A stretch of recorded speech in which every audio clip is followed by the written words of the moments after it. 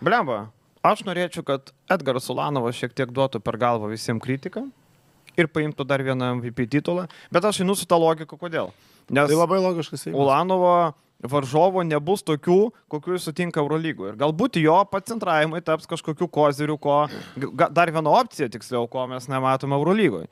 Gal ne viens ant vieno Silvano ir Walkerio bus. Gal Ulanovas turės kažkokių pranašumų. Jo lab ir 4 pozicijoje pažais, kur Kulboka yra, kur Neptū, kur Lietkabelė. Aš nematau Žalgirio apskritai daug pranašumų TFM mečiuose prieš Vultus. Čia mažiausiai ir prenumeruokit tą kanalą, negi sudėtinga, aš nesuprantu, slaptieji agentai. Surprise, motherfucker! Jeigu paskutinis Instagramo stories nebuvo pakankamai aiškus, tai mano pagrindinėme YouTube kanale išėjo vaizdo įrašas. Įsivaizduojat? Ir taip netgi gali nutikti. Taip pat palieku nuorodą va čia.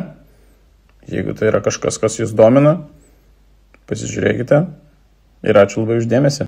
Čia mažiausiai ir prenumeruokit tą kanalą, negi sudėtinga, aš nesuprantu, slaptieji agentai.